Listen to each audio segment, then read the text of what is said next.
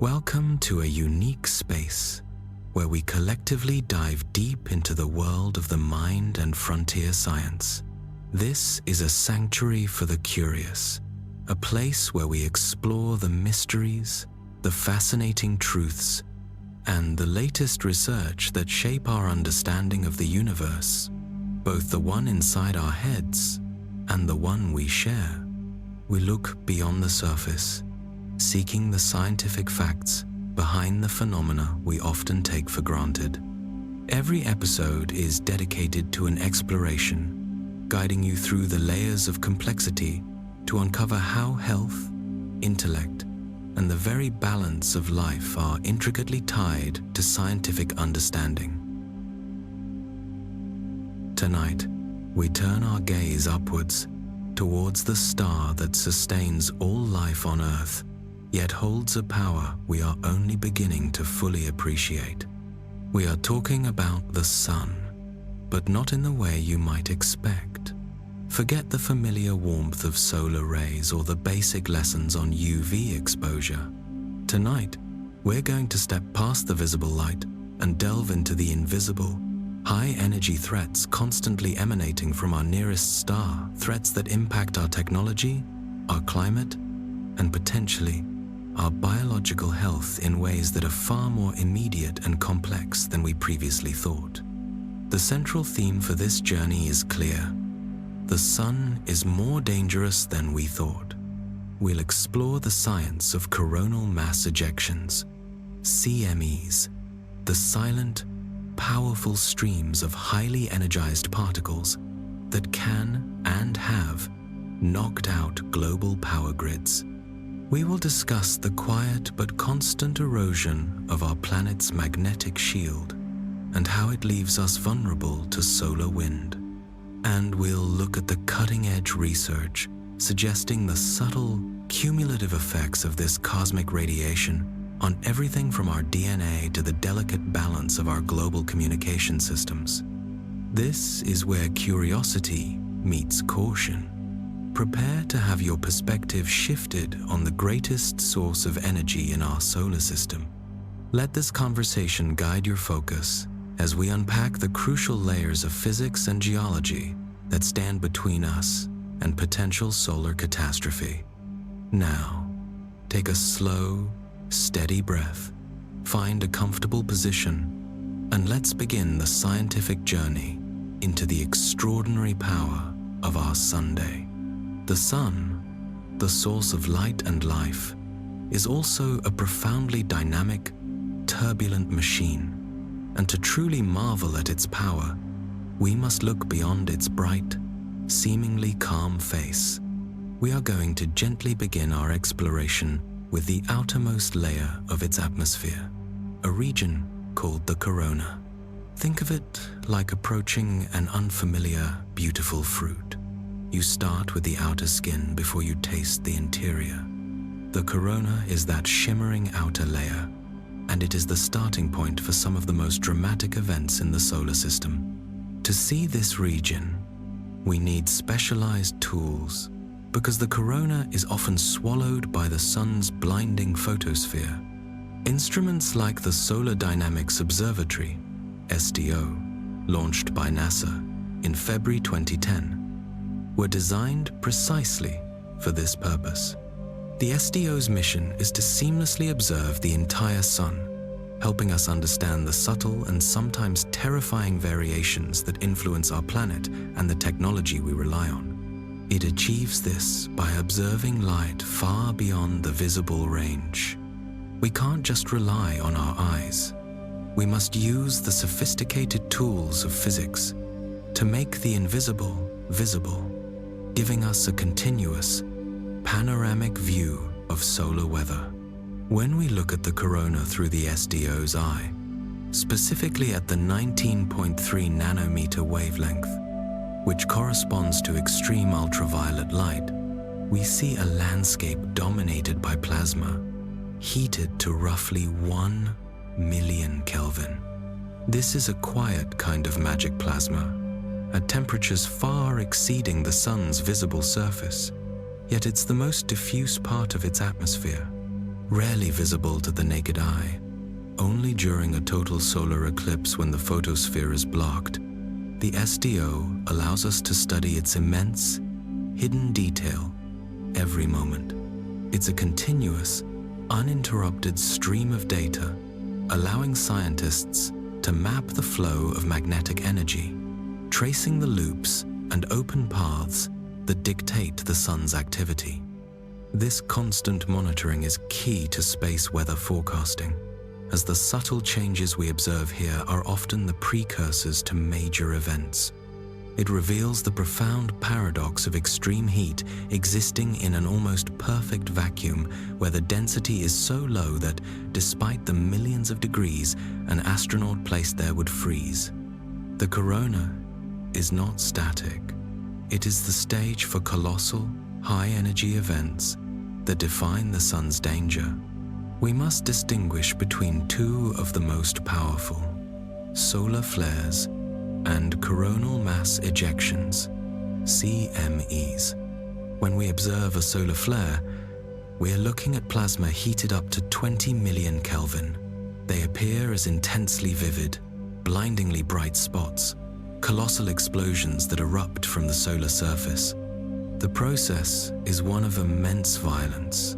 It's a rapid release of electromagnetic radiation caused by the sudden crossing, distortion, and reorganization of powerful magnetic fields threaded through the sun's turbulent plasma. We are talking about events that unleash energy on the scale of millions of nuclear weapons. This immense flash of X-rays and ultraviolet light travels at the speed of light, reaching Earth in just over 8 minutes, potentially disrupting radio communications and GPS signals on the sunlit side of our planet almost instantly. The initial warning, the blinding flash, is instantaneous, but the physical mass is what takes the slower, more menacing journey. However, the real cosmic punch comes from coronal mass ejections, or CMEs. While flares are bursts of light and radiation, CMEs are gargantuan expulsions of matter. They send millions of tons of charged material, plasma, and magnetic field flying out into space at staggering speeds, often hundreds or even thousands of kilometers per second. If you watch a time-lapse of this process, you see a dense magnetic structure form, stretching and snapping, then effortlessly launching a bubble of plasma into the solar system. The difference here is crucial. A flare is the light show. A CME is the massive, physical shrapnel. It is this physical mass, this magnetic and highly energized material, that poses the most significant threat to our satellites, our communication systems, and our terrestrial electrical grids if that wave of energy happens to be directed right at us. The true danger of a CME lies in its sustained impact, the sheer volume of material that can compress and penetrate our planetary magnetic shield hours or days after the initial blast of the flare. This is where the sun's power truly becomes a threat to modern civilization. As we drift towards sleep while contemplating the sun, we can marvel at the beautiful paradoxes of its structure. Some areas of the corona appear darker. These are known as coronal holes. These regions indicate cooler, less dense plasma, and they are crucially important because they represent areas where the sun's magnetic field lines are magnetically open. Instead of looping back to the surface, these field lines travel straight outward, across the entire solar system, like open highways into space. These open pathways allow particles from the solar wind to escape far more easily and stream across space at a higher velocity than the slower, background solar wind. We should think of the solar wind not as a gentle breeze, but as a constant torrent of plasma emanating from these holes. Coronal holes can persist for weeks or months, ensuring a steady stream of high-speed particles flows toward Earth. even when the sun appears relatively calm. When these energized solar wind particles eventually collide with the Earth's magnetosphere, they interact with the gases in our atmosphere, generating the breathtaking beauty of the aurora lights, the northern and southern lights at our polar regions. It's a beautiful, quiet kind of magic at the boundary of our planetary protection, a constant reminder of the unseen energy flowing from our star. It is a visual manifestation of a high-speed collision, a delicate boundary defense system reacting to the unrelenting power of the sun, quietly showing us the influence of solar activity on our night sky. To understand the sun, we must appreciate its breathtaking complexity. Consider the phenomena of solar filaments, or prominences, as they are called when viewed at the edge of the sunday. These are enormous loops of plasma rising from the surface, often stretching for hundreds of thousands of kilometers. Our Earth would be a tiny speck next to one of them. While they can form in a day, stable ones can exist for months, swiftly moved and shaped by intense magnetic fields. This movement is not random. It's a direct consequence of the continuous fight between gravity trying to pull the plasma down and magnetic forces attempting to hold it aloft. A struggle that results in these visually stunning structures. A related, equally fascinating feature is coronal rain plasma that is cooled and is trapped by magnetic fields, eventually falling back to the surface, despite being millions of degrees hot itself. This gentle descent, observed with high-resolution instruments, highlights the constant state of flux and the localized cooling mechanisms at work within the corona's structure. When scientists observe these features, they often use different light filters. For example, the 30-nanometer wavelength, extreme UV, is vital for imaging CMEs and these dynamic loop structures. And the frequency of these structures, their coming and going, is heavily dependent on the 11-year solar cycle, a rhythmic beat of activity we will dive into more deeply later on. This cycle dictates whether the sun is in a period of relative calm or magnetic frenzy, which directly correlates to the number of filaments and flares we observe. The true value of solar observation lies in using dual wavelengths, or even multiple wavelengths simultaneously. By comparing two images of the corona taken at the exact same time, but using different filters, we gain profound insight into the thermal landscape. An image tuned to 600,000 Kelvin might clearly depict the quiet, looping structure of the corona, highlighting the magnetic skeleton and cooler plasma flows. However, an image tuned to 2 million Kelvin might only display the much hotter, hyperactive regions where flares and CMEs are brewing, showing us where energy is rapidly being injected. The stark contrast between these two perspectives highlights a profound paradox. Two distinct, vastly different thermal environments existing in the same space, requiring multiple observational approaches to effortlessly reveal their complex, intertwined nature. This is how we begin to decode the physics of heating the corona to such impossible temperatures, a mystery that has puzzled solar physicists for decades. Now, let's turn our attention inward, moving gently past the corona towards the sun's visible face. The first layer we encounter is the transition region, best seen around the 160 nanometer wavelength. It is an incredibly shallow layer, perhaps only 100 kilometers thick, yet this thin boundary hosts one of the most dramatic temperature shifts in the solar system. The temperature rises exponentially from around a parsime 8,000 Kelvin to a staggering 500,000 Kelvin. To put that in perspective, hot lava on Earth is only about Sim 1443 Kelvin. This massive, sudden thermal leap, remains one of the greatest unsolved problems in solar physics. How does the sun manage to suddenly superheat its atmosphere in such a small space? The search for this answer continues to drive major solar research, and every new piece of observational data offers a subtle clue into this furnace of energy transfer. Beneath this turbulent boundary lies the chromosphere, the last atmospheric layer before the surface, visible in 170 nanometer UV light.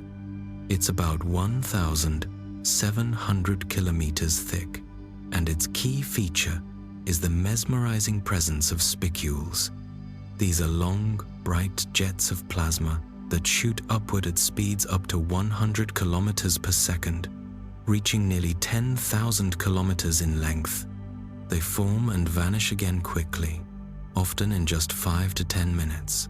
Their mechanism was a mystery until 2017, when scientists realized that by adding neutral particles to their magnetic models, the charged plasma particles gained the buoyancy necessary to escape and form these fleeting, beautiful structures. It's a reminder that even the smallest, most rapidly moving features have complex, hidden physics behind them. Finally, we arrive at the photosphere, what we perceive as the sun's surface, best imaged using visible light. We are often taught to think of this as a solid boundary, but it is not. The entire sun is a plasma, the fourth state of matter, making up an estimated 99.9% of the matter in the universe. Plasma behaves like a gas, but is made of ionized atoms and free electrons. The photosphere itself is a relatively shallow layer, about 400 kilometers deep, and it's the deepest layer scientists can measure directly. Here, we observe sunspots. They appear dark because they are cooler than their surroundings, which seems counterintuitive on a star. The cause is incredibly powerful magnetic fields that emerge through the surface. These fields trap heat beneath the photosphere, blocking the convective flow of energy, thus chilling the surface plasma in that region. When we compare visible light images with UV images, we see sunspots and solar flares coincide at the exact same location, creating an effortlessly clear connection between the magnetic activity and the explosive potential. These sunspots can range from 15 kilometers to colossal structures 160,000 kilometers wide, dwarfing our own planet multiple times over, giving us a profound sense of the scale of magnetic power at work, and serving as the visual markers for the most dangerous solar events. When we compare visible light images with UV images, we see sunspots and solar flares coincide at the exact same location, creating an effortlessly clear connection between the magnetic activity and the explosive potential. These sunspots can range from 15 kilometers to colossal structures 160,000 kilometers wide, dwarfing our own planet multiple times over, giving us a profound sense of the scale of magnetic power at work, and serving as the visual markers for the most dangerous solar events. Now, we must turn our attention inward. Having analyzed the visible surface and atmosphere, we must attempt to peer beneath that bright, churning boundary. While the photosphere seems like a solid, glowing boundary, it is merely the place where the sun's plasma becomes transparent enough for photons to escape. To truly understand the engine that drives those massive magnetic fields, the same fields that produce the most violent solar storms, we must examine the layer directly beneath, the convection zone. This is where the star's heat is physically hauled toward the surface. To get a closer look at this boundary, high-resolution instruments like the Swedish Solar Telescope, SST, an Earth-based telescope that uses visible light around 400 nanometers, offer unparalleled detail. Looking through the SST, we don't just see sunspots. We see the very texture of the surface itself. This texture is the direct, visual proof of the underlying energy transfer mechanism, a quiet kind of magic revealing the inner workings of our star. This crucial texture is known as solar granulation. If you look at an image of the sun's surface with enough resolution, you'll notice it isn't smooth. It's covered in jagged-edged, shape-shifting cells. These cells, or granules, resemble the cooling, cracking surface of molten lava, and they are enormous. Each one is typically about 1,000 kilometers wide, roughly the size of a major continent on Earth. This granulation is not noise or a photographic error. It is the physical manifestation of convection currents, the very same basic mechanism that drives plate tectonics within Earth's mantle or causes water to boil in a pot. The mechanism is elegant and relentless. The brighter center of each granule is where unimaginably hot fluid plasma rises from the sun's upper interior, carrying heat upward. This buoyant plasma then spreads outward across the boundary layer, slowly cooling as it goes. The darker boundaries you see are where that cooled fluid sinks back inward, descending to be reheated, thus completing and repeating the cycle. This churning is constant and violent. Each granule is incredibly transient, lasting for as little as 20 minutes before it is replaced by a new one, constantly renewing the surface. The plasma flows within these cells reach supersonic speeds, often exceeding 7 kilometers per second, generating powerful waves and sonic booms that ripple across the surface. This continuous, violent churning is the root cause of the sun's magnetic activity, amplifying and twisting the magnetic field lines.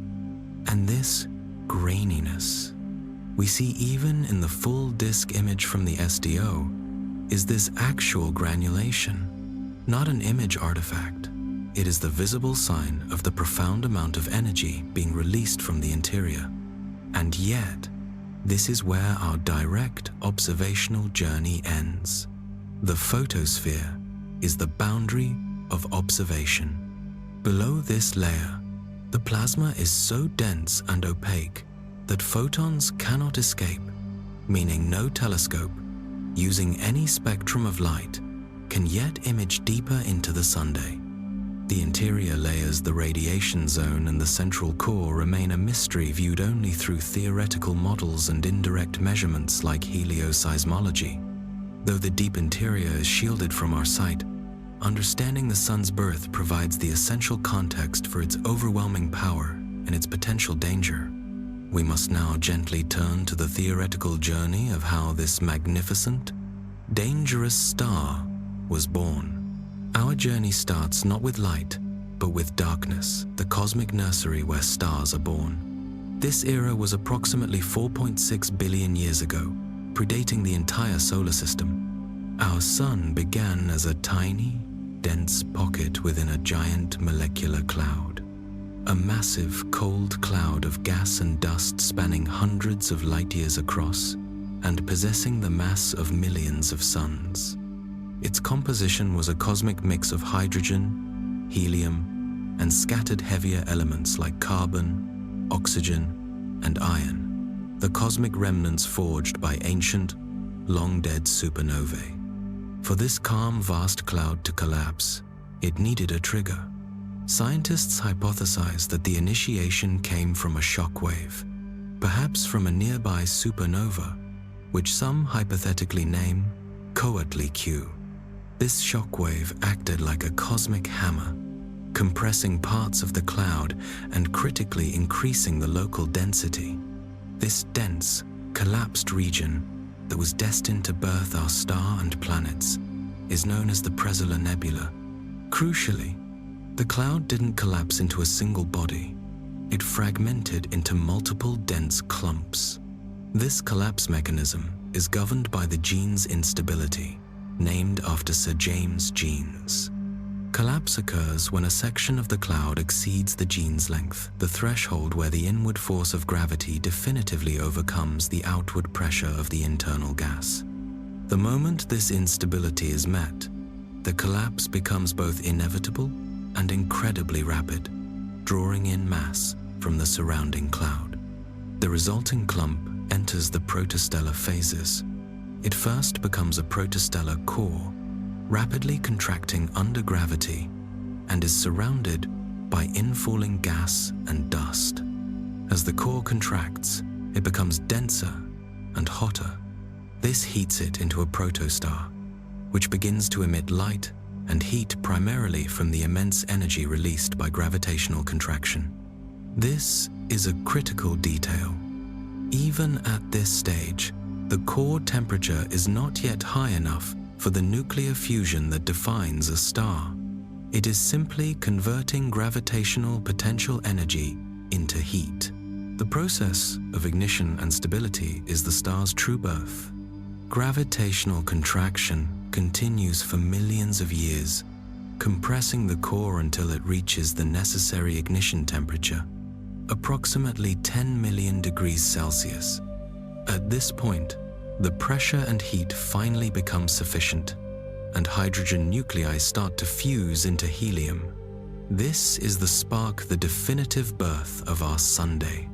As the cloud collapsed, its slight initial rotation was amplified due to the conservation of angular momentum, much like a figure skater pulling in their arms to spin faster. This rotation caused the remaining material around the equator of the newly forming star to flatten into a disk, as that material was moving fast enough to orbit rather than fall inward. This flattened, spinning cloud is the protoplanetary disk, the birthplace of all the planets, moons, and asteroids in our solar system.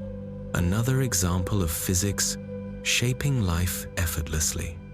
With fusion ignited, the sun settles into hydrostatic equilibrium, entering the main sequence phase.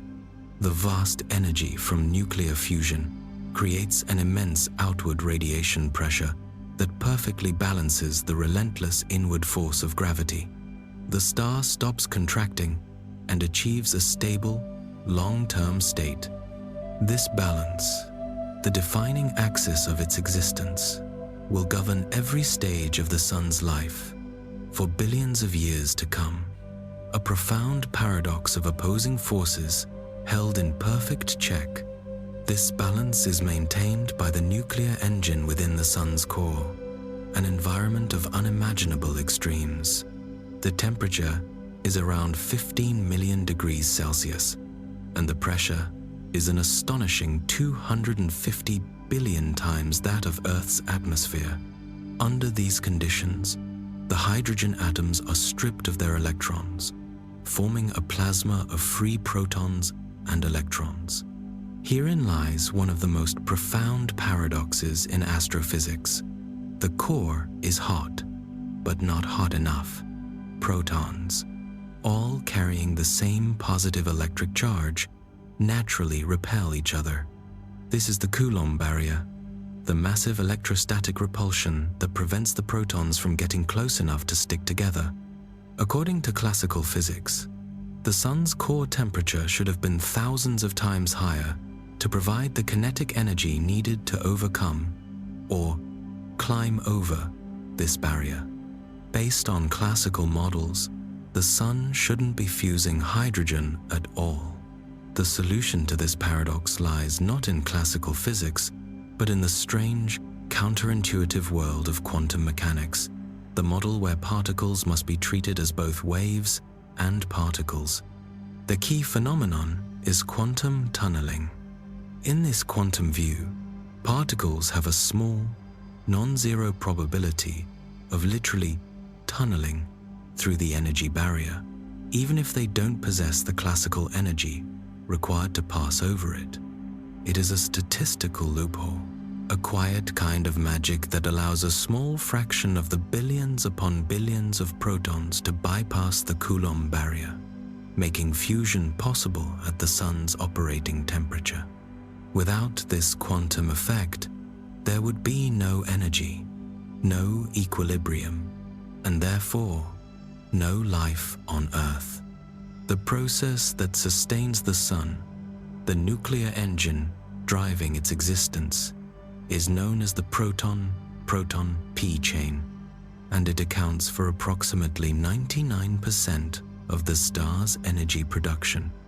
This is a graceful, yet complex, multi-step pathway, beginning with a seemingly impossible collision. The first step requires two protons to collide, and for one to effortlessly transform into a neutron via the weak nuclear force.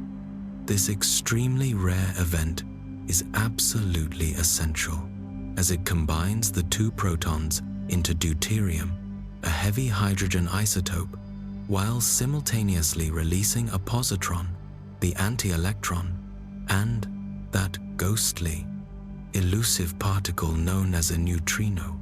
Once deuterium is formed, it quickly proceeds to the second step, where it collides with another proton to form helium-3, a reaction that instantly releases a high-energy photon known as a gamma ray. The chain culminates in the final step, the key to its immense power. Two of those helium-3 nuclei collide. This interaction results in a stable helium-4 nucleus, releasing two protons back into the system to restart the entire chain. Most importantly, this final fusion unleashes a significant amount of energy in the form of radiation, completing the cycle that creates the outward pressure, maintaining the sun's perfect, delicate, hydrostatic equilibrium for billions of years to come. While the P chain dominates, there is also the C-No cycle, the carbon-nitrogen-oxygen cycle, where carbon, nitrogen, and oxygen nuclei act as catalysts to fuse protons into helium. This cycle is dominant in stars hotter and more massive than the Sun, but it still contributes a small percentage to our star's total energy output, quietly reminding us of the diverse processes occurring within stars across the galaxy. The sustained release of energy from these fusion pathways is what creates the outward pressure, completing the perfect circle of hydrostatic equilibrium and ensuring the sun will continue to burn steadily for billions more years until the hydrogen fuel is eventually exhausted. While the P chain dominates, there is also the CNO cycle, the carbon-nitrogen-oxygen cycle, where carbon, nitrogen, and oxygen nuclei act as catalysts to fuse protons into helium.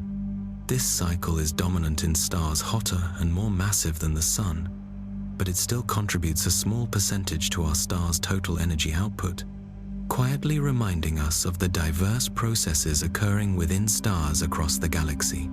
The sustained release of energy from these fusion pathways is what creates the outward pressure, completing the perfect circle of hydrostatic equilibrium and ensuring the sun will continue to burn steadily for billions more years until the hydrogen fuel is eventually exhausted.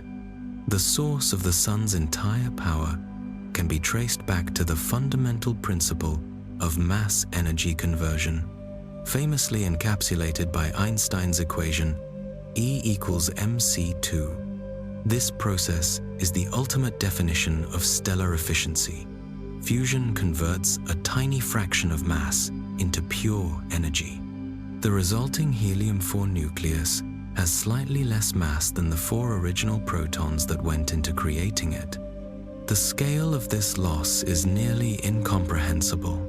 The Sun converts approximately 4.3 million tons of mass into pure energy every single second. To put that into perspective, that's roughly the equivalent mass of 3 million cars vanishing into light and heat every single tick of the clock, sustained effortlessly for billions of years.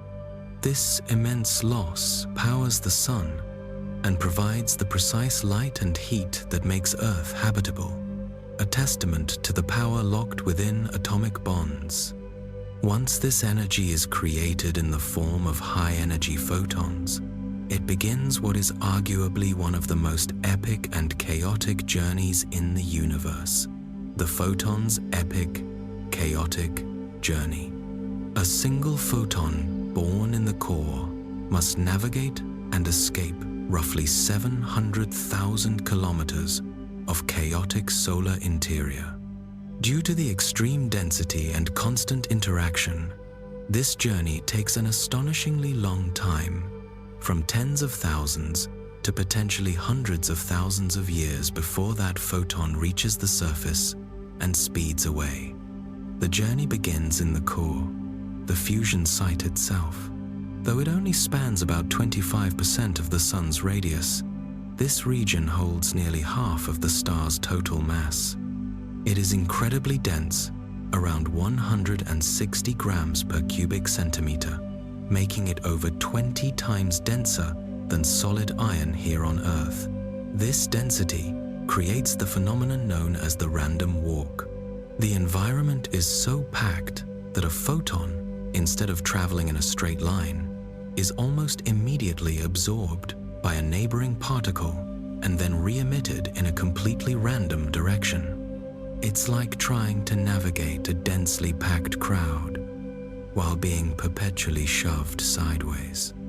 This erratic, zigzagging movement, which precisely models Brownian motion, the erratic movement of particles due to collisions, means the photon travels an enormous total distance, potentially hundreds of thousands of light-years worth of movement before making any net outward progress. With every collision, the photon loses a tiny bit of energy, slowly shifting its identity from a high-energy gamma ray into an X-ray, and eventually into visible light as it works its way outward. Because we cannot directly observe the core, scientists rely on indirect observation methods to pierce this veil of density. Helioseismology is one such technique, the study of vibrations, or sound waves, that constantly ripple across the Sun's surface. These waves are precisely measured using the Doppler shift of light from instruments like the SOHO and SDO satellites. Since the wave velocity is fundamentally influenced by the temperature, density, and composition of the layers they pass through, scientists can perform an ultrasound of the Sunday. By tracking how long it takes sound waves to travel from one side of the Sun to another, they can create highly detailed, three-dimensional models of the internal structure, much like seismologists study earthquakes to infer the composition of our own planet's interior. This allows us to map the precise boundary between the convective and radiative zones, adding confidence to our theoretical models. The most direct link to the core is provided by solar neutrinos. These elusive subatomic particles are released during the initial step of hydrogen fusion. Since neutrinos rarely interact with matter, they can pass through a light year of lead. Without stopping, they travel straight out of the Sun, unaffected by the dense interior, reaching Earth in about 2 seconds. For a long time, the measured flux of these particles was only about 1/3 of what models predicted, a critical inconsistency known as the solar neutrino problem. The resolution of this puzzle, a profound paradox in itself, was discovered when scientists confirmed that neutrinos are not massless, but are quantum particles that oscillate. They change flavors or types on their way to Earth. This discovery not only perfectly confirmed our detailed model of fusion in the core, but also validated a new, fundamental aspect of particle physics, proving that the Sun's core is working exactly as our equations predicted.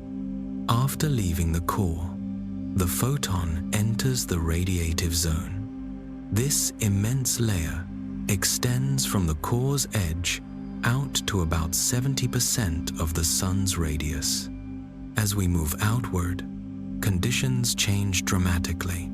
The temperature drops from 15 million to around 2 million degrees Celsius, and the density drops sharply, from being denser than gold to less dense than water. The primary method of energy transport here is radiative diffusion, the continued frenetic scattering of photons.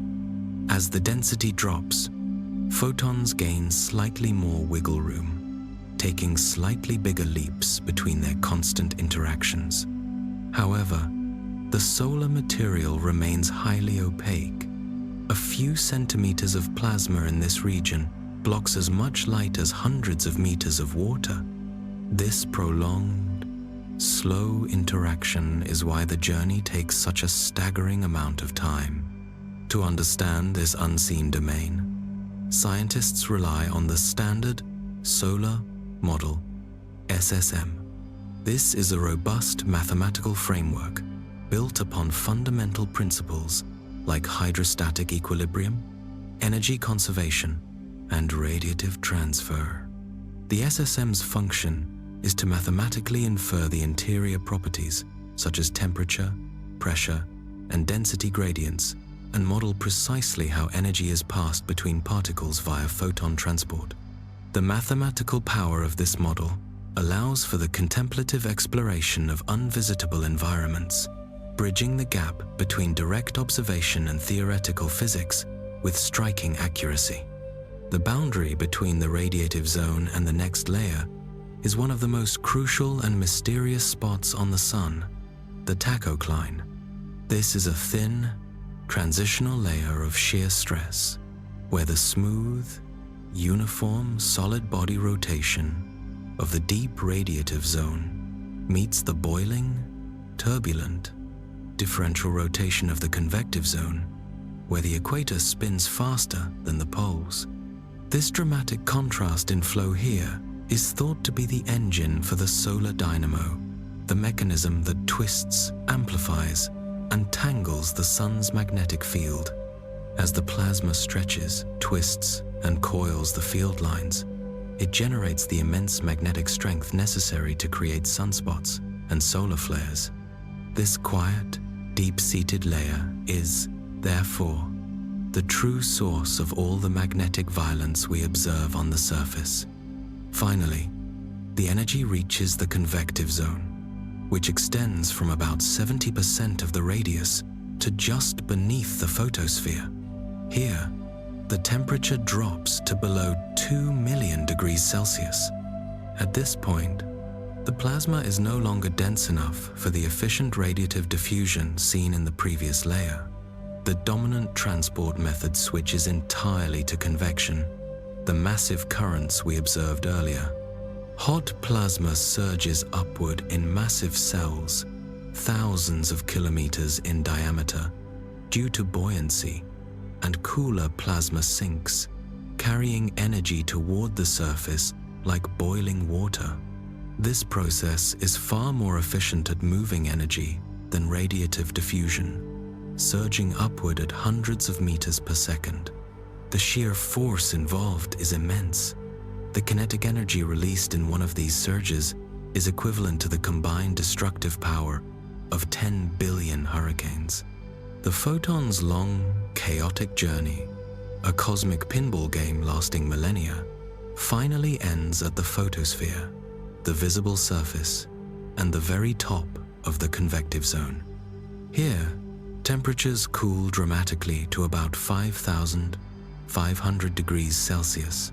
The plasma becomes sufficiently thin, the opacity finally drops for the photon to escape the star's relentless grip.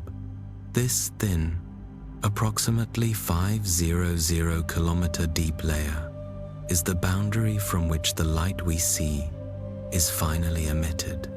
After thousands of years of zigzagging through dense solar material, the photon finally breaks free, traveling at the ultimate speed limit of the universe, the speed of light, toward Earth, concluding its long, chaotic transit. When that photon leaves the photosphere, it leaves behind the slow, turbulent world of plasma and begins its 8-minute dash through the vacuum of space. Meanwhile, its ghostly neutrino friend, created at the exact same moment in the core, is likely already long out of the Milky Way galaxy, having experienced none of the Sun's interior drama. This disparity in journeys offers a profound paradox in physics. Two particles born simultaneously, one arriving in mere seconds, the other taking thousands of years to deliver the light we depend on. The Sun is currently in its stable phase, known as the main sequence, but it is not truly static. A lifelong, subtle trend known as main sequence changes dictates that the Sun's brightness has already gradually increased by about 30% over its lifetime. This seemingly innocuous number carries catastrophic weight for our planet's distant future. The underlying cause of this slow, relentless brightening is the inevitable buildup of helium ash in the core. As hydrogen fusion converts protons into helium, this heavier, inert helium accumulates. Since helium requires much higher temperatures than hydrogen to fuse, it acts as a passive contaminant, diluting the hydrogen fuel and reducing the outward radiation pressure that counters gravity. Gravity begins to dominate, causing the helium-rich core to contract and become denser. To prevent complete catastrophic collapse, the temperature in the shell of hydrogen surrounding the core must be increased. This forces an increase in the rate of hydrogen fusion to restore the crucial hydrostatic equilibrium. This gradual, almost imperceptible cycle of core contraction and hotter fusion is what slowly brightens our star. A silent, slow change that will eventually have devastating consequences for our planet's habitability, long before the Sun reaches its final dramatic phase. Scientists estimate that just a 10% increase in solar luminosity from today would trigger a runaway greenhouse effect on Earth, boiling the oceans and making the planet uninhabitable. This slow, steady burn is a quiet kind of magic that contains a future cataclysm. This leads us to the inevitable, ultimate contemplation of the Sun's dramatic death, a phase that will begin in about 5 billion years. This event will not be a sudden, violent explosion, but a prolonged, effortless inflation. When the core finally becomes overburdened with inert helium, the thin shell of surrounding hydrogen fusion can no longer sustain the star against the pull of gravity. The Sun will dramatically expand, entering the red giant phase. During this transition, the outer layers of the star will balloon outward, potentially swelling to over 200 times its current size, consuming its luminosity and engulfing the inner planets Mercury, Venus, and possibly Earth itself. The intense heat from the expanding shell will vaporize our oceans and atmosphere, rendering our world a dead cinder. Even as the outer layers expand, the core continues to contract and heat. This compression continues until the core reaches a critical temperature of approximately 100 million degrees Celsius. At this point, the helium ignites in a catastrophic runaway event known as a helium flash, starting the fusion of helium into heavier elements like carbon and oxygen through the triple alpha process. The triple alpha process involves 3 helium nuclei, alpha particles, fusing to form 1 carbon nucleus, releasing immense energy. This sudden ignition provides temporary stability, giving the Sun a second life as a slightly smaller, more stable red giant fusing helium in its core. Following this helium-burning phase, the star's second life will also end. The Sun will swell further before shedding its outer layers into space. These expelled gases will travel outward, ionized by the remaining hot core, forming a beautifully colored but ghostly remnant known as a planetary nebula. This nebula, rich with newly created elements like carbon and oxygen, the building blocks of future life, and rocky planets, will eventually seed new generations of stars and solar systems. The intense colors we observe in distant planetary nebulae are the final, beautiful cosmic exhale of a dying star. The remaining core, once the engine of life, will be left behind as a dense, Earth-sized stellar corpse called a white dwarf. The white dwarf is composed primarily of electron-degenerate matter, a substance so dense that a teaspoon of it would weigh tons. This remnant will slowly cool and fade over trillions of years, becoming a cold, dark black dwarf. This ultimate cosmic fate gives us a profound sense of time and the temporary nature of even the most powerful stars, reminding us to marvel at the delicate, fleeting stability we experience today, living under a star in its tranquil, life-giving prime. Following this helium-burning phase, the star's second life will also end. The sun will swell further before shedding its outer layers into space. These expelled gases will travel outward, ionized by the remaining hot core, forming a beautifully colored but ghostly remnant known as a planetary nebula. This nebula, rich with newly created elements like carbon and oxygen, the building blocks of future life and rocky planets, will eventually seed new generations of stars and solar systems. The intense colors we observe in distant planetary nebulae are the final, beautiful cosmic exhale of a dying star. The remaining core, once the engine of life, will be left behind as a dense, Earth-sized stellar corpse called a white dwarf. The white dwarf is composed primarily of electron-degenerate matter, a substance so dense that a teaspoon of it would weigh tons. This remnant will slowly cool and fade over trillions of years, becoming a cold, dark black dwarf. This ultimate cosmic fate gives us a profound sense of time and the temporary nature of even the most powerful stars, reminding us to marvel at the delicate, fleeting stability we experience today, living under a star in its tranquil, life-giving prime. From our vantage point on Earth, the sun presents a profound paradox. It appears to be a source of calm, steady light, a fixed lamp in the sky. Yet, when observed with the tools of science, we see it as a turbulent, moving ocean of plasma. Within this churning ocean, magnetic fields constantly knot and unknot themselves. Bright flares flash with the energy of 1 billion bombs. Dark sunspots grow and fade, and massive coronal mass ejections race into space. All this activity is governed by a single, predictable core pattern. Solar activity rises and falls in a repeating magnetic cycle. This is the sun's rhythm, the beat that drives space weather. There are 2 primary cycles that define this rhythm. The most commonly discussed is the Schwabe cycle, often known as the 11-year cycle.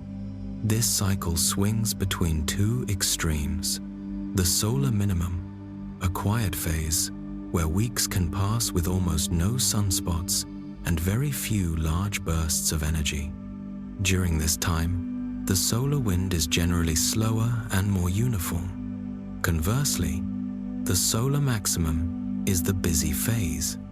Dark sunspots become common, flares are frequent, and the sun can fire off powerful CMEs more than once a day.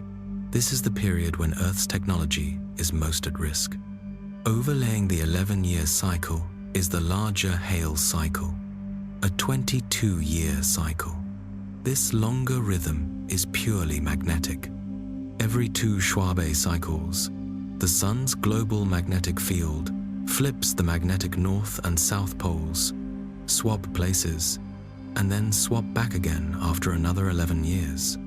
This magnetic flip is essential, as it's tied to the formation and location of sunspots and directly influences the overall strength and timing of the busiest years.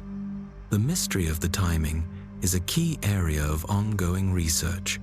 Why does the cycle last approximately 11 years instead of, say, 5 or 15? We know the cycle is fundamentally magnetic, driven by the movement of conducting plasma and differential rotation within the Sunday. One historical hypothesis, now largely dismissed, noted the coincidence of the SIM 11-year cycle with Jupiter's orbit. However, Jupiter's gravitational influence is far too weak to explain the complexity, shifts in strength, or variations in the length of the solar cycle. The truly likely answer lies in the internal hypothesis. The cause is rooted deep within the Sun's internal flows, and the intense shear near the tachocline, the transitional layer separating the smooth radiative zone from the turbulent convective zone. It is the physics of this deep magnetic layer that sets the fundamental, effortless rhythm of our star. The Sun's rhythm dictates space weather, the dynamic changes in the space environment near Earth.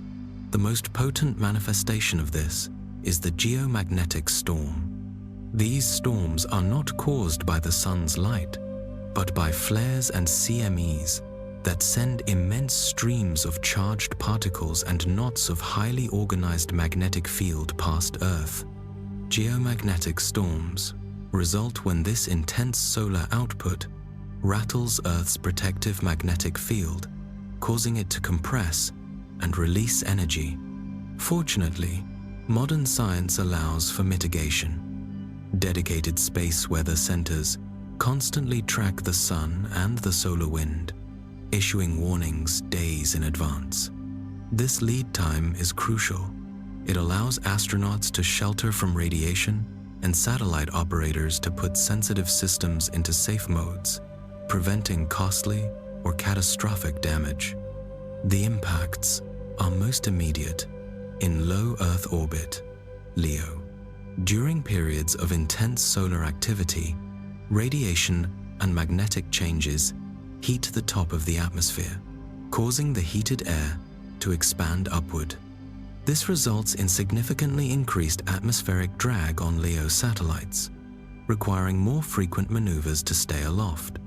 In strong storms, the drag can be so pronounced that it potentially brings satellites down faster than planned, creating a critical risk for operators. On the ground, impacts on communication and infrastructure are widespread. Ionosphere disruption occurs when extra-charged particles in the ionosphere bend and smear radio waves.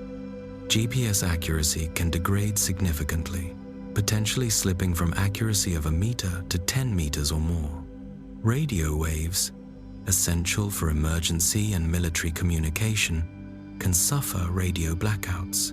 Conversely, the disturbed ionosphere can allow amateur radio operators to bounce signals over surprisingly longer distances. Crucially, ground infrastructure, like long-distance power grids, must prepare for extra electrical currents induced in their long wire systems by the fluctuating magnetic field, which can overheat and damage transformers.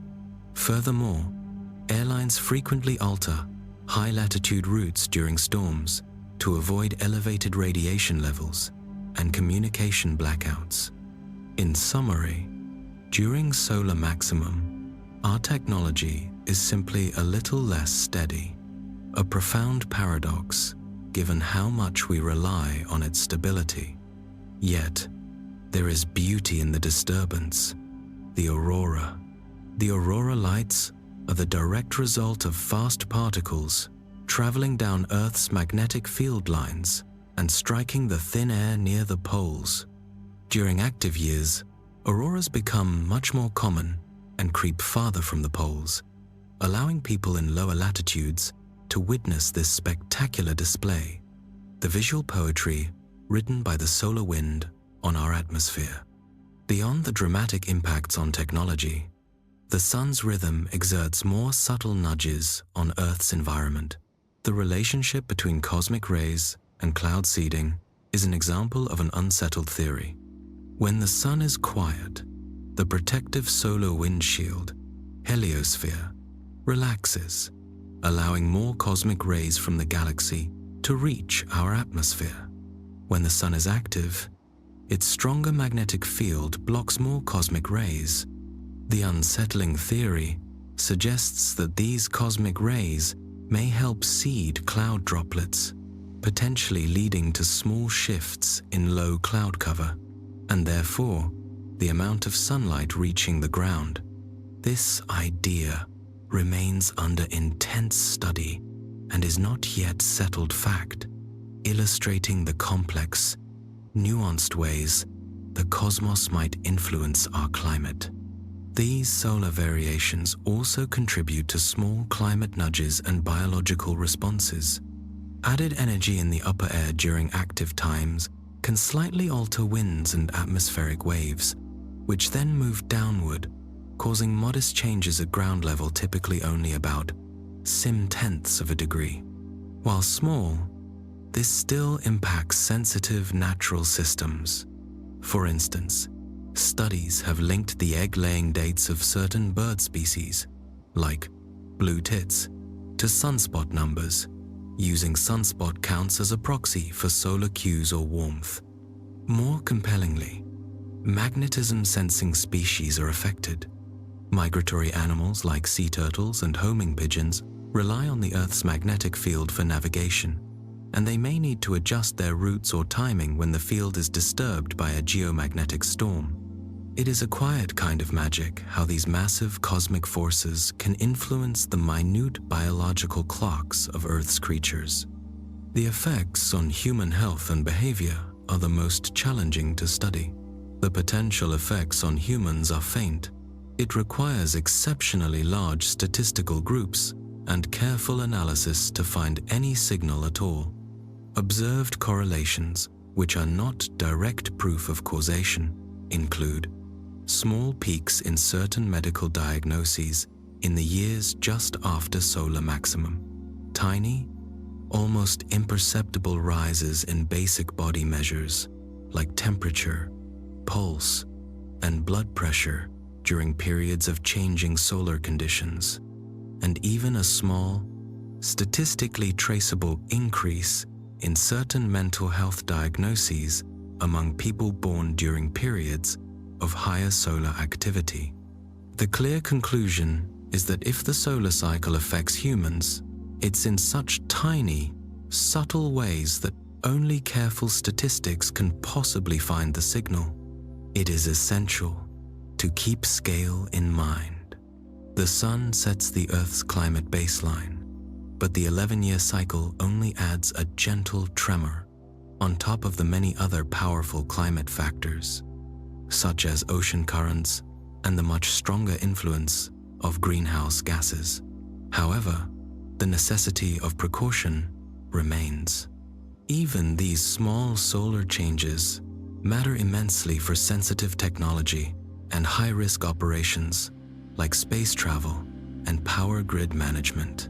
To improve our ability to predict and mitigate these risks, we need to move closer to the source.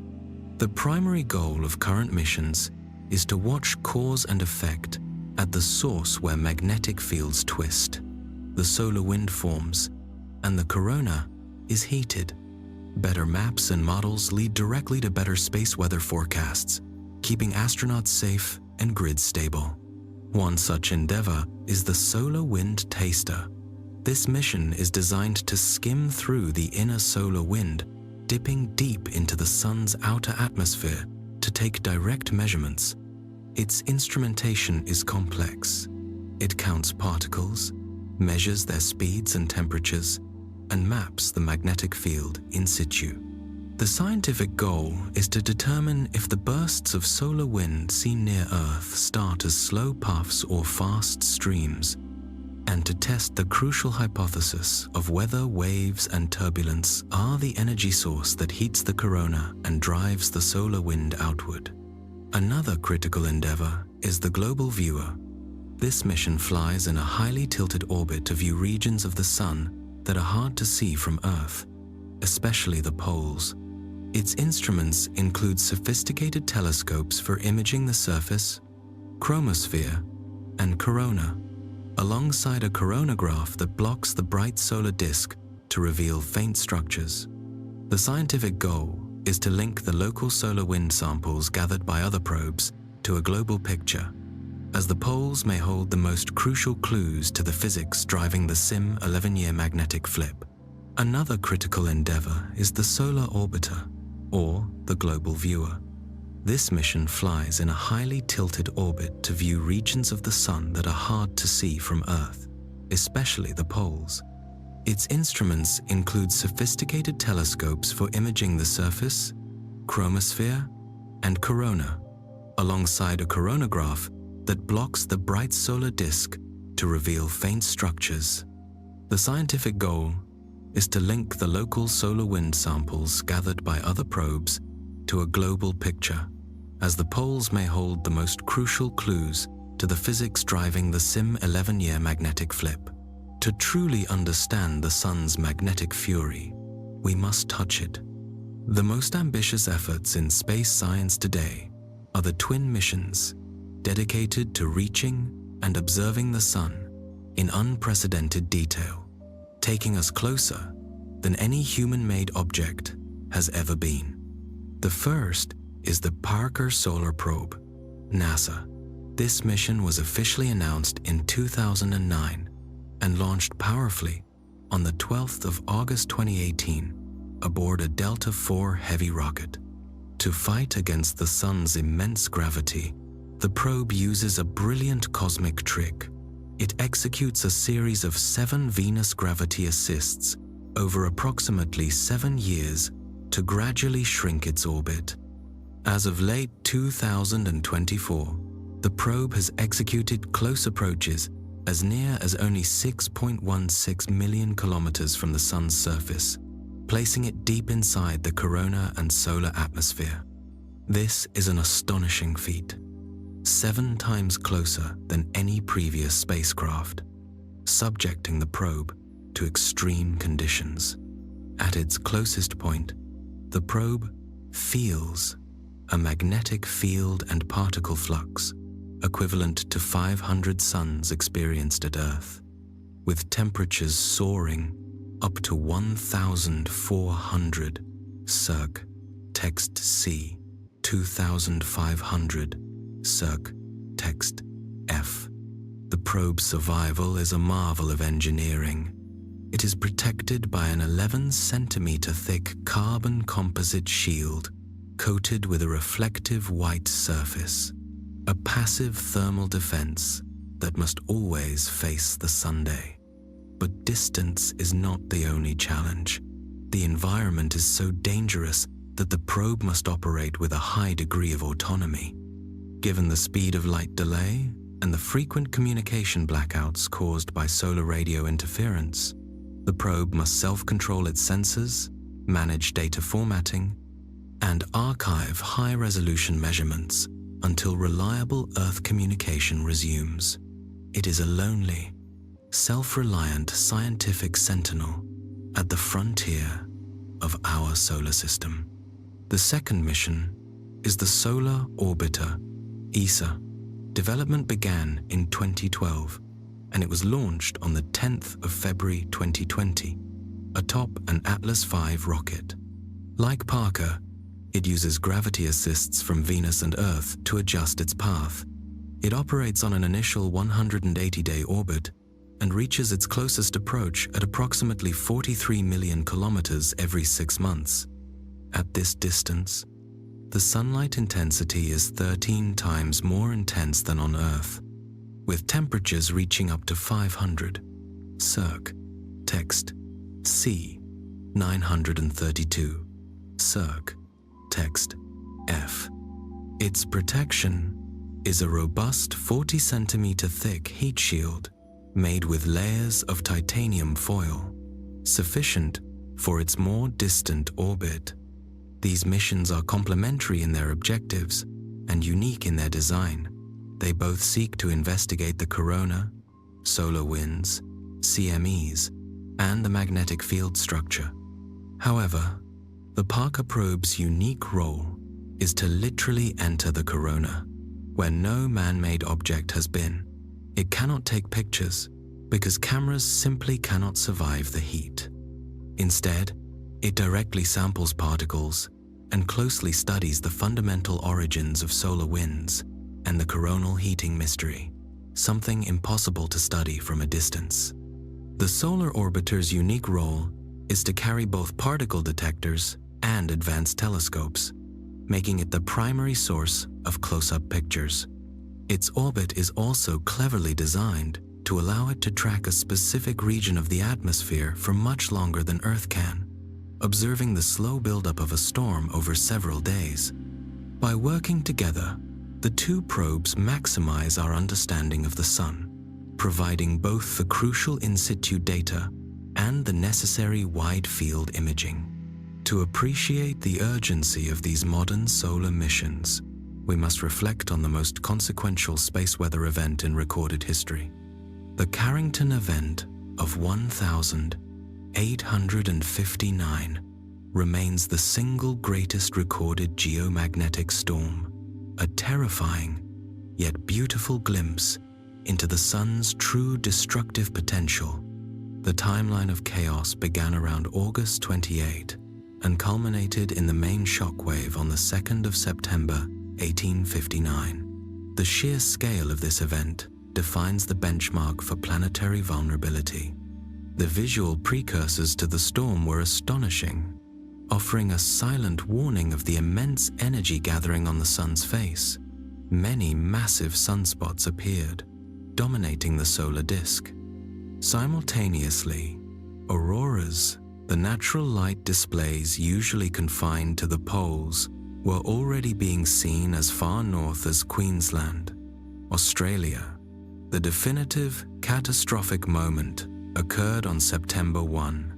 On that day, two amateur astronomers, Richard Carrington and Richard Hodgson, working independently, both observed and recorded an extremely bright solar flare, a white light flare, visible even against the brilliant solar surface. This visual flash was the precursor to a massive coronal mass ejection, CME, that traveled directly toward Earth. Crucially, the speed of this CME was unprecedented. It took only 17.6 hours to reach us, far faster than the typical travel time of several days, which usually ranges from 3 to 5 days. This speed is a critical factor in mitigating future risks. Scientists now hypothesize that a prior CME, possibly from August 29, may have cleared the ambient solar wind plasma between the Sun and Earth, creating a literal slipstream, or clear path of lower density that allowed the main magnetic storm to race along effortlessly. The global effects that followed were unprecedented, demonstrating the magnetic reach of the Sun across vast cosmic distances. The largest recorded geomagnetic storm occurred on September 1859. The auroras, the most beautiful byproduct of this disturbance, were seen globally, reaching far down toward the equator, as far south as the Caribbean, Cuba, Hawaii, and Colombia. This was an unprecedented phenomenon for middle latitudes, proving the extraordinary strength and penetration of the solar magnetic field into Earth's protective magnetosphere. The brightness was surreal. The glow over the Rocky Mountains was so bright, it woke gold miners, and people in the northeastern US could easily read a newspaper outside at night without artificial light. The technological disruption was immediate and dramatic, even in the relatively primitive 1800s. the surge of electrically charged particles interacting with Earth's magnetic field induced massive currents that surged through long conductors. This caused the fledgling telegraph systems across Europe and North America to fail completely. Operators reported physical damage, with telegraph pylons throwing sparks and operators receiving electric shocks from their equipment. The most anomalous and telling operation occurred when some operators realized they could still send and receive messages, even with their local power supplies disconnected. The induced solar currents were strong enough to bypass batteries and transformers, powering the system directly. This event was, in effect, comparable to a hemisphere-wide EMP, electromagnetic pulse, bomb, harmless to humans, but extremely destructive to the electronics and conductive networks of the time. Geographically, North America and Europe, being the hemispheres facing the sun during the initial strike, were most severely affected by the sudden compression of Earth's magnetic field into the atmosphere. This historic event serves as a stark warning of our planet's susceptibility. Subsequent, though smaller, major storms have occurred, providing more recent cautionary tales of vulnerability in the modern age. A notable example is the event in March 1989, which rendered multiple satellites unusable, jammed radio stations, and caused a massive failure that knocked out power across Quebec for about a day. While this storm caused no permanent damage to large grid components, it confirmed that the threat remains potent and active. The question is not if another Carrington-level event will strike, but when and how unprepared our hyper-connected world truly is. The lessons provided by the 1859 Carrington event are not merely historical footnotes.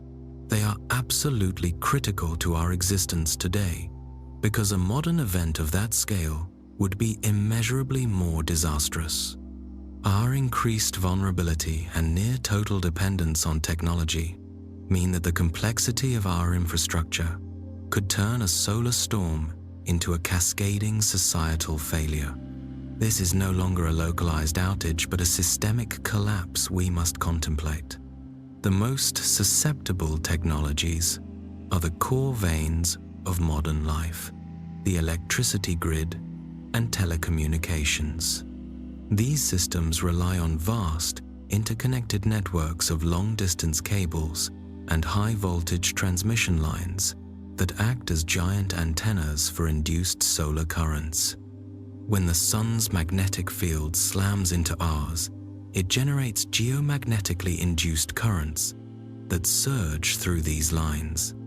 These surges would cause large, expensive transformers to fail spectacularly, not just one or two, but potentially hundreds across an entire continent. This would lead to millions, or even hundreds of millions, being without power for a lengthy period. The resulting situation necessitates long-term repair, as the specialized replacement transformers are not mass-produced, but are tailor-made, unique units that can take a year or more to manufacture and install. The sheer scope of this task is a logistics nightmare that would cripple recovery efforts. The estimated economic impact to the US alone is often cited at $2.6 trillion, an event with the power to effectively shatter the global economy and reset our technological progress. The secondary effects of a prolonged blackout would quickly escalate into social chaos. Civilization, as we know it, runs on electricity. Without it, refrigeration would fail across the board, halting the food supply chain within days. Transport systems would cease. Fuel stations require electricity to pump gas, grounding all long-haul trucking and personal travel. Payment systems and banking networks would fail instantly, plunging commerce into paralysis. The internet, television, and radio would be severely disrupted or fail entirely. isolating communities and removing the capacity for coordinated emergency response. Furthermore, most personal electronic devices are battery-powered, and those batteries would quickly run out, leaving the vast majority of the population without any form of reliable communication. Hospitals would struggle, forced to rely solely on diminishing fuel supplies for backup generators, drastically reducing their capacity to provide life-saving care. This bleak scenario forms the basis of catastrophic risk assessment. One non-governmental think tank estimated a recovery time of 4 to 10 years under the worst-case scenario. Their grim analysis suggested the potential for 2/3 of the US population dying within that recovery period, from starvation, lack of medical care, disease outbreaks due to sanitation failure, and the ensuing social breakdown and chaos due to the lack of infrastructure and civil authority. This is a chilling but realistic possibility we must contemplate when discussing the seemingly distant, beautiful power of the Sunday. The entire urgency of our current space weather efforts is underscored by the reality of a cosmic near miss that occurred in July 2012. Earth missed a Carrington-sized event by a margin of only 9 days. Had the CME erupted slightly earlier, the direct hit would have served as the ultimate test of our preparedness. This event highlights the core problem: insufficient warning. CME flares are intrinsically fast and unpredictable. Even if we detect the initial flash, the CME can reach Earth in as little as 17 hours, which might not be enough time to alert the entire global population, and, more critically, to take essential precautions, such as safely powering down sensitive infrastructure or nuclear reactors. It is therefore not a matter of if a storm of that magnitude will strike again, but when. Understanding the sun's corona, the source of this violence, is vital to better predict these solar storms, giving us precious extra hours and thus avoiding catastrophic damages to our fragile modern civilization. The entire urgency of our current space weather efforts is underscored by the reality of a cosmic near miss that occurred in July 2012. Earth missed a Carrington-sized event by a margin of only 9 days. Had the CME erupted slightly earlier, the direct hit would have served as the ultimate test of our preparedness. This event highlights the core problem: insufficient warning. CME flares are intrinsically fast and unpredictable. Even if we detect the initial flash, the CME can reach Earth in as little as 17 hours, which might not be enough time to alert the entire global population, and, more critically, to take essential precautions, such as safely powering down sensitive infrastructure or nuclear reactors. It is therefore not a matter of if a storm of that magnitude will strike again, but when. Understanding the sun's corona, the source of this violence, is vital to better predict these solar storms, giving us precious extra hours, and thus avoiding catastrophic damages to our fragile modern civilization. To resolve the sun's deepest mysteries and fundamentally improve our predictive power, giving us those precious hours of warning against catastrophic storms, 2 pioneering missions are actively redefining our knowledge of the solar system. Their early accomplishments have been nothing short of astonishing and represent a quantum leap in solar physics. The Parker Solar Probe, NASA, is a machine built for records and enduring extremes. It has achieved the closest ever pass to the Sun, reaching a remarkable 6.16 million kilometers from the surface as of late 2024. In the process, by executing close gravity assists around Venus, it became the fastest human-made object, clocking in at an incredible 692,000 kilometers per hour. But its true, lasting value lies not in speed, but in its key discoveries. the probe is already helping us build a more fundamental understanding of the magnetic field and corona interaction informing the solar winds. It has directly sampled and discovered complex solar magnetic fields that sweep through the atmosphere, acting like a cosmic sling to increase solar wind speeds by up to 500,000 kilometers per hour in localized regions.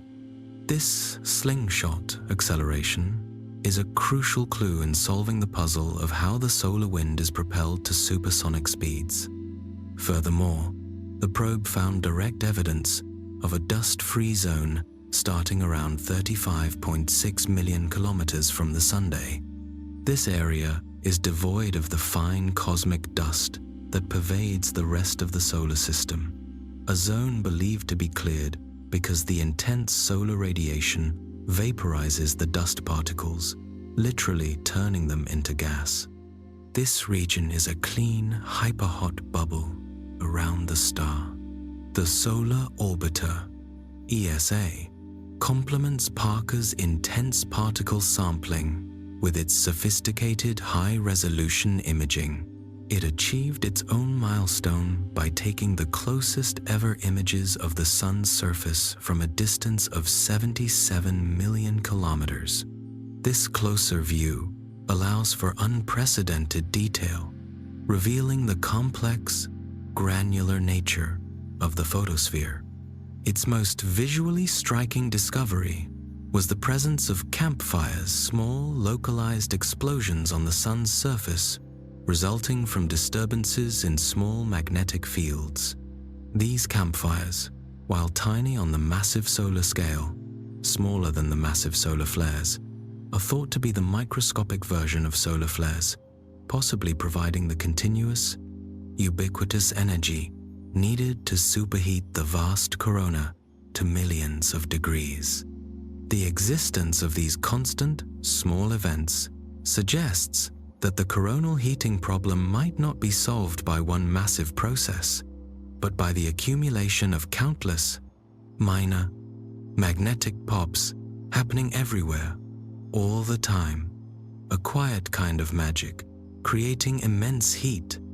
Future insight from the solar orbiter is expected to come from the examination of particles and fields across its elliptical orbit, helping scientists to link these localized surface features, like campfires, to the global space weather environment and understand the different and localized types of space weather that emerge from various solar regions.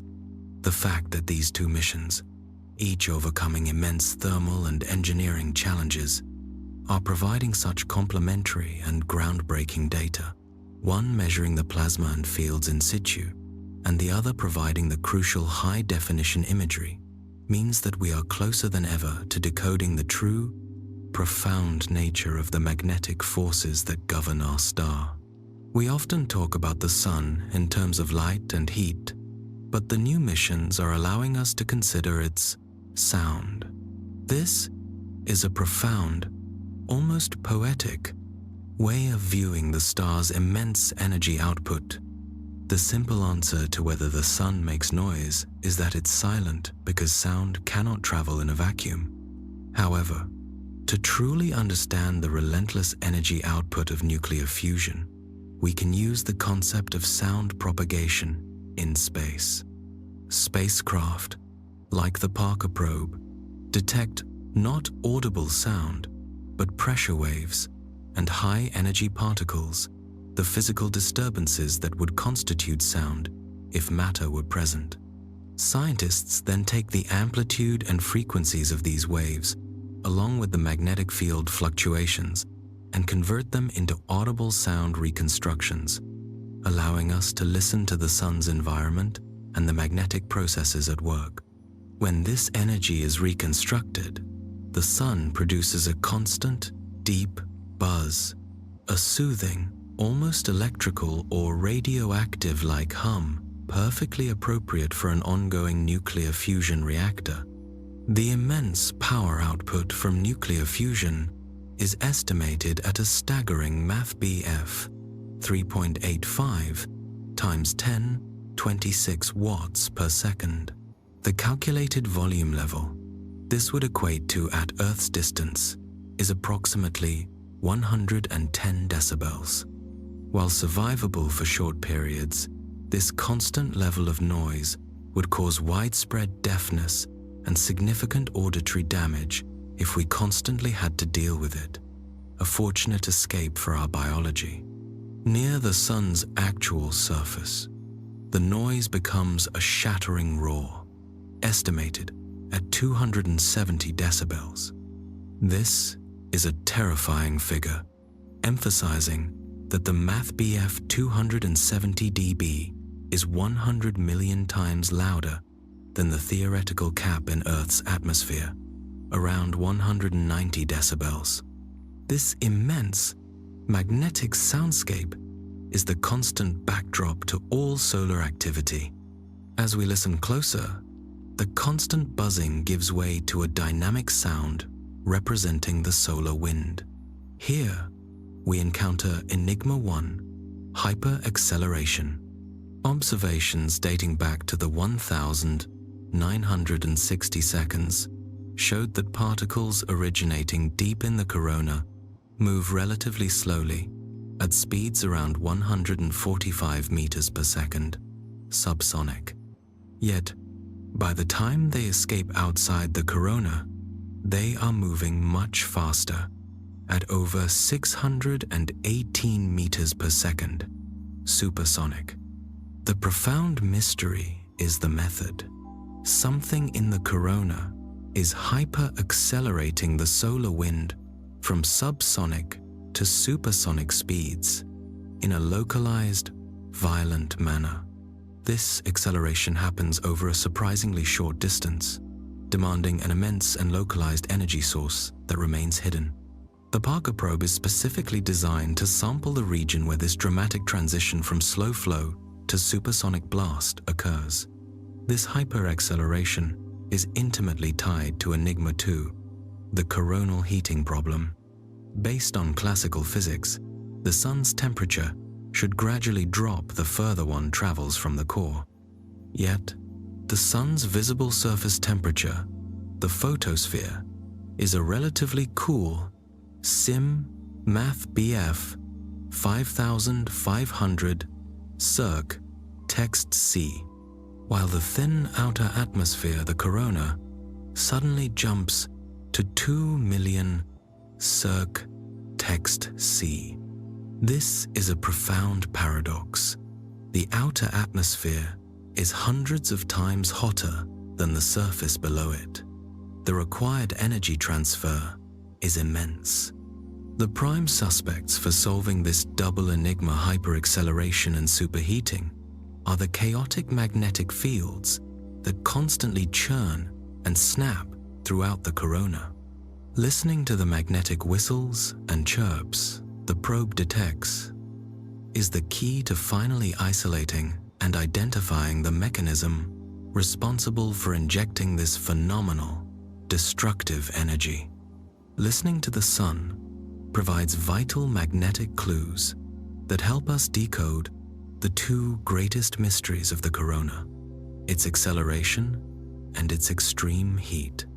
We first hear the Langmuir waves, sound 3, as the probe crosses the Alphen surface, the critical boundary where the corona's magnetic field finally dominates the plasma, freeing it to flow into empty space. These are electrostatic waves, formed by tiny oscillations of plasma particles, vibrated by light and energetic particle streams racing from the sun through small, organized magnetic funnels. This effect is often described as the magnetic equivalent of a boiling kettle, where the constant flow and sinking of hot and cool material creates sinking zones on the surface that stream out powerful magnetic field lines, scooping up plasma, the fundamental earliest starting point of the solar wind. Detecting these waves precisely at the Alphen surface confirms the point where the sun loses magnetic control over its atmosphere. The sun also produces dispersive waves, which are often reconstructed to sound like high-pitched chirps. These are caused by waves of different speeds spreading out over distance, with faster parts running ahead of slower parts. This phenomenon, known as dispersion, creates small eddies of magnetic and particle noise where fast waves meet slow waves, manifesting as those distinct chirps before the system eventually settles into the constant hum heard from Earth. These waves carry energy through the plasma, and understanding their dispersion rate is key to calculating how much energy is being delivered to the solar wind at specific locations. Perhaps the most dramatic auditory insight comes from the Whistler mode waves, sound 4, which form the incessant roar of the Sunday. These are electromagnetic waves that propagate along magnetic field lines, acting as the distant echoes of high-energy events that ring through a celestial body's magnetosphere, similar to the static-like noise heard after a lightning strike on Earth. The contrast is profound. Earth's Whistler waves are sparse, brief clicks. The Sun's are a cacophony of wailing wind, with countless individual magnetic moments constantly merging. The implication is crystal clear. Something violent is occurring constantly and widespread throughout the entire corona to generate this incessant magnetic roar. This noise is the background hum of magnetic destruction and energy release. This constant acoustic signature points directly to the leading explanation that could account for both the hyperacceleration of the solar wind and the superheating of the corona, magnetic reconnection and nanoflares. The term magnetic reconnection is a technically innocent-sounding name for a cataclysmic yet micro-scale event. The theory posits that the Sun is a dynamic ball of constantly shifting, powerful magnetic field lines emerging from the surface. When parallel field lines, carrying opposing magnetic polarity, are forced together and touch, they cannot coexist. They immediately break and violently realign. This magnetic break creates an arc, forcing a massive, instantaneous release of stored magnetic energy and a realignment of the excess field line polarity. The subsequent snap of these field lines further out in the corona is like releasing a stretched rubber band, catapulting immense magnetic energy and plasma off into space. This localized burst of energy is what scientists call a nanoflare. This rapid magnetic force is powerful enough to indirectly heat the surrounding corona to multi-million degrees in mere seconds, solving the energy problem. The immense challenge is that these events are so small and short-lived that they are incredibly difficult to isolate and measure directly. Scientists are not entirely certain that the small campfires seen on the solar orbiter are the precise nanoflares hypothesized. But the scale and constant nature of this phenomenon is necessary to explain the constant solar wind and the superheated corona. The final explanation remains a major unsolved riddle of astrophysics. The ultimate secret to the Sun might one day be solved by what we hear the magnetic whispers and roars detected by the Parker probe, rather than by what we see. Just like listening to the quiet, subtle ticking of a clock allows us to figure out its complex internal function, listening to the Sun's magnetic noise is the key to decoding its inner workings. The ongoing data from the probes will determine if the solution is the cumulative effect of these tiny, constant nanoflares, or if an entirely different mechanism is at play. As we contemplate the Sun's immense power and its role as a cosmic furnace, we must momentarily bring our thoughts back to our own planet and the massive, growing problem of waste disposal.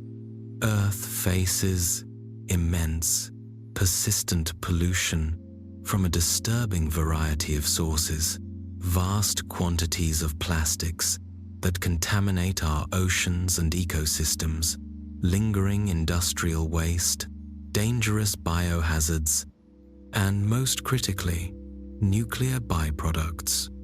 These long-lived, toxic materials pose an existential problem for human longevity and the health of our biosphere. The challenge of nuclear waste is particularly acute. High-level radioactive byproducts, typically from nuclear power generation, remain dangerously lethal for staggering periods of time. Our current solution for the most toxic materials is to bury it deep underground in specialized geological repositories.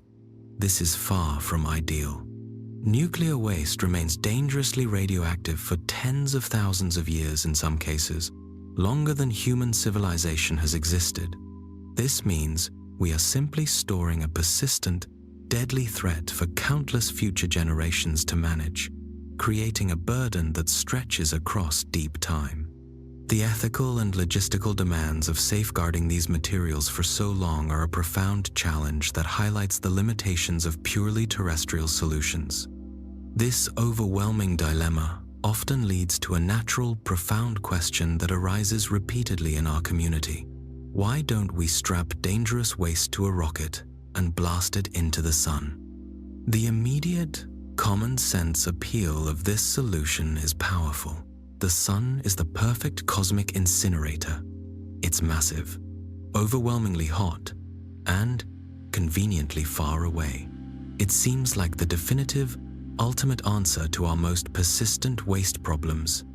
The reality, however, is that the answer is far more complex and involves a profound paradox of orbital mechanics.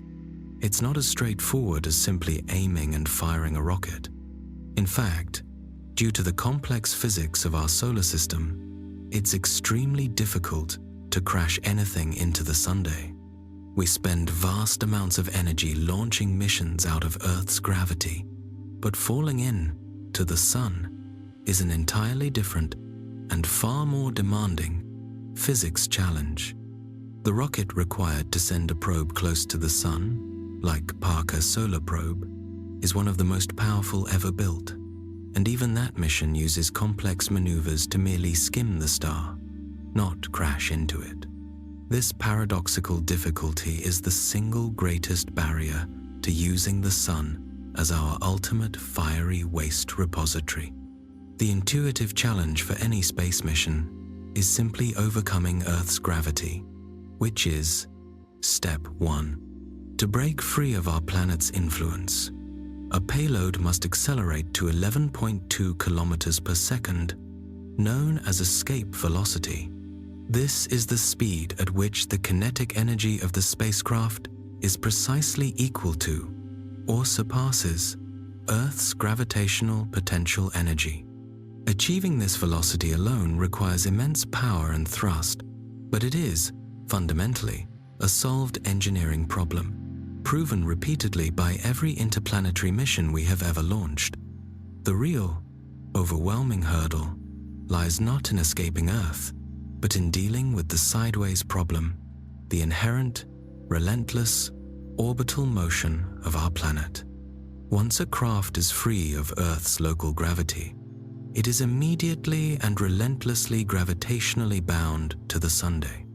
Earth, and everything we launch from it, is moving sideways relative to the Sun at a colossal speed of 30 kilometers per second, our orbital velocity. We are, in effect, passengers on a very fast, stable merry-go-round. To fall into the Sun, this massive sideways motion must be almost completely cancelled out. The star's gravity is pulling us inward, but our speed is continually pulling us past the Sunday. Achieving this requires an enormous change in velocity, delta V, the single most expensive factor in rocketry. This brings us to option 1, the break and fall method. The mechanism is conceptually simple, a piece of textbook physics. Generate thrust precisely opposite to the sideways orbital motion, effectively decelerating the spacecraft. This deceleration cancels the orbital velocity, stripping the craft of its angular momentum and allowing the Sun's powerful, unhindered gravity to to pull the craft straight into its center. The required deceleration is a truly staggering delta V of 30 kilometers per second in the opposite direction. This change in velocity alone is nearly 3 times greater than the energy required just to escape Earth in the first place. Herein lies the counterintuitive hurdle of orbital mechanics. It's actually harder to crash into the Sun when you're closer to it, because the required orbital velocity is exponentially higher. For example, Mercury, the closest planet, orbits the Sun at 48 kilometers per second, which would require an even more challenging deceleration to hit the star. Ironically, from a fuel perspective, it would be more fuel efficient to fly a probe to the outer solar system, where the orbital velocity is lower, decelerate slightly to escape the Sun's gravity entirely, and then allow it to free fall from there. This profound paradox demonstrates that falling into the Sun is one of the most energetically expensive maneuvers in the entire solar system. This monumental delta V requirement reveals the fatal fuel problem why option 1 fails spectacularly when confronted with the Tsiolkovsky rocket equation, the fundamental math governing rocketry. To execute this mission, a rocket would need to carry the massive payload, launch the required massive amount of fuel into orbit, fuel the payload, accelerate it past Earth's escape velocity, and then use the remaining fuel to decelerate by 30 kilometers per second. The exponential nature of the Tsiolkovsky equation dictates that the vast majority of the rocket's mass must be fuel needed to move the fuel itself. To illustrate the scale, the mighty Saturn V rocket needed 2 million liters of fuel just to achieve Earth's 11.2 kilometers per second escape velocity for the Moon missions. A dedicated Sun crash mission would require orders of magnitude more fuel, resulting in a launch vehicle several times the size of Saturn V. Simply put, no modern rocket technology can carry the required amount of fuel to execute this direct, rapid deceleration and survive the initial blastoff, rendering the break and fall method practically impossible for a large payload of waste. This leaves us with option 2, deceleration with gravity assists. The mechanism here is to use repeated planetary flybys to slow the spacecraft down and effectively siphon away its orbital energy. This is a subtle and beautiful application of the three-body problem. The technique involves precisely timing an approach to a planet from behind, swinging the craft in front of the planet and then exiting behind it, effectively bleeding off velocity and angular momentum in a carefully planned sequence. We successfully use this technique for complex outer solar system missions. The drawback, however, is the extreme time commitment and complexity. For instance, the Bepi-Colombo mission, designed to orbit Mercury, a far simpler goal than falling into the Sun, required 9 gravity assists and took 7 years just to reach its destination. Crashing into the Sun would require complex orbital mechanics and sufficient, repeated deceleration that would realistically take decades to achieve with current technology, making it practically infeasible for the timely disposal of rapidly accumulating, dangerous waste. The complexity and duration of the mission would also significantly increase the risk of an internal failure or a collision with micrometeorites, adding to the unjustifiable hazard of transporting nuclear materials. The orbital mechanics, therefore, are an insurmountable obstacle that forces us to seek solutions here on Earth. Given the immense, almost insurmountable physics problem, the incredible delta V required to negate our orbital momentum, the very idea of using the Sun as a cosmic garbage dump fails utterly on practical grounds. It is an engineering nightmare driven by economic folly. Firstly, there is the factor of high risk, which borders on the ethically indefensible. Even the most successful and reliable rockets in history, such like the Soyuz series, have a documented 2 to 3% failure rate across all launches. While these odds are acceptable for unmanned scientific probes, the consequence of a failure involving highly radioactive nuclear waste or dangerous biohazards would be catastrophic beyond imagination. A launch failure or mid-flight explosion would not result in localized contamination. It would create a wide-ranging, devastating plume of radioactive material or infectious agents scattered across the atmosphere, resulting in the worst possible outcome: widespread environmental contamination of the atmosphere, oceans, and populated land masses. The long-term cleanup and health costs associated with such a global disaster would dwarf the cost of the mission itself. It is a calculated risk that simply cannot be justified by any nation that values its population and environment. The potential for irreversible, global harm makes this idea a non-starter from a planetary security perspective. Secondly, there is the unjustifiable cost, which quickly escalates the project from merely expensive to financially absurd. As we established, the scale of the rocket required to execute the necessary 30 kilometers per second deceleration would be enormous, a vehicle multiple times larger than anything currently in service. The cost of designing, building, testing, and fueling a rocket capable of this super heavy lift and extreme deceleration would place the project in the tens or even hundreds of billions of dollars. No sane national or international budget would ever approve a project that is guaranteed to be insanely expensive for the sole purpose of disposal. The opportunity cost is too great to ignore.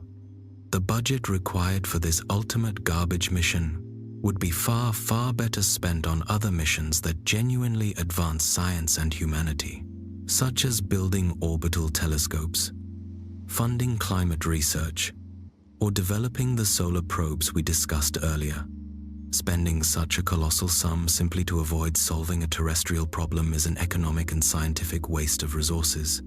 Finally, for the theoretical necessity of space disposal, there are cheaper alternatives that circumvent the entire Sun collision problem. If the goal were merely to get garbage far away from Earth, it would be far easier, quicker, and cheaper to shoot the garbage out of the solar system toward interstellar space. The required acceleration needed to achieve the solar system's escape velocity from Earth's orbital speed is only 12.1 kilometers per second. This flyaway mission is technically and financially feasible with current rocket technology. By placing the waste on a hyperbolic trajectory out of the solar system, we ensure the material will never return to threaten Earth. This strategy achieves the objective of permanent disposal without incurring the extreme delta-V penalty and the high risk associated with launching a huge, deceleration-capable rocket. The final conclusion is clear. We don't shoot garbage into the sun because it's super hard, super risky, and super expensive. The engineering challenges are a profound paradox of orbital mechanics. It's easier to leave the solar system entirely than to fall into the sunday. The true answer to our pollution problem must be a realization that we need to be more conscious about consumption, recycling, and developing safer, long-term storage solutions here on Earth, rather than relying on an impossibly distant, high-risk, stellar solution. The sun may be our ultimate power source, but it will never be our cosmic landfill. And so, our journey ends where it began, but with a profoundly deeper understanding of the star that effortlessly governs our existence. We have spent this time together tracing the immense arc of the sun's life and the incredible complexity of its inner workings. We return, finally, to the quiet hill and the sunrise. Before this exploration, that sunrise was simply a given, a reliable splash of light and warmth. Now, we see it as a scientific marvel and a cosmological achievement. We have traveled through the magnetic fury of the sun's atmosphere, down to the unimaginable pressure of its core, and out to the edge of the solar system, discovering that our star is not a calm lamp, but a chaotic, powerful engine that dictates space weather and holds the power of utter catastrophe. We hope you now truly, profoundly appreciate the incredible voyage of the photons that warm your skin. Recall the journey. It began with the immense cosmic cloud collapse that birthed the star, where gravity overcame gas pressure. It continued in the plasma melting pot of the core, where the laws of quantum mechanics alone, the strange loophole of quantum tunneling, made fusion possible, transforming mass into energy. This newborn energy then embarked on its hundreds of thousands of years of struggle through the dense radiative zone, where it was absorbed and scattered countless times, making that agonizingly slow, random walk to freedom. Only then, after an epic journey across time and density, did it make the final, rapid dash to our planet. The warmth you feel is not just heat, it is the physical culmination of deep space physics, a triumph of gravity and electromagnetism. It is a daily miracle, delivered to us effortlessly every morning, but achieved through constant, hidden cosmic struggle. Our exploration has revealed that the stability of the sun is a profound paradox. We marveled at the hydrostatic equilibrium, the perfect balance between gravity pulling inward and fusion pushing outward that allows the sun to burn steadily for billions of years. But we also uncovered the chaotic systems riding on top of that stability, the 11-year solar cycle that drives magnetic storms, and the coronal heating problem, where the magnetic fields superheat the sun's atmosphere to millions of degrees. These are not just academic mysteries. They are the keys to predicting and mitigating the greatest space risk we face. We spoke of the Carrington event, a stark reminder from 1859 of the sun's power to cripple technology. That event, which fried telegraph wires, would translate today into a multi-trillion-dollar catastrophe that could plunge millions into darkness for years. We learned that the urgency is real, underscored by the near miss of the 2012 CME. This is why the Parker Solar Probe and Solar Orbiter are racing toward the sun, risking destruction to bring us the data necessary to improve our warning time from hours to days. Every magnetic whistle and every particle measured by those probes is a piece of the space weather puzzle. And finally, we put the sun's power into perspective with the paradox of disposal. We saw that crashing a rocket into the sun, the seemingly simple solution for our nuclear waste, is actually one of the most difficult and expensive maneuvers in all of orbital mechanics, requiring an impossible amount of fuel. The physics tells us that the sun is not a cosmic landfill. Our true solution lies in better stewardship here on Earth. The narrative of the sun is far from complete. There is still so much more to uncover about its future transformations and profound impacts. The journey is ongoing, and the mysteries remain captivating. We still have to fully decode the magnetic dynamo that sets the 11-year rhythm. We have yet to definitively prove the role of nanoflares in heating the corona. And far in the future, the sun will undergo its final, dramatic transformation into a red giant, a cosmic fate that gives us a sense of the immense scale of geological and stellar time. This exploration has equipped you not just with facts, but with a contemplative awareness of the scientific forces that govern your world. We invite you to continue your journey of exploration with us, asking the big questions and seeking the scientific truth. Every sunrise is a chance to marvel at the daily miracle provided by that magnetic, magnificent star.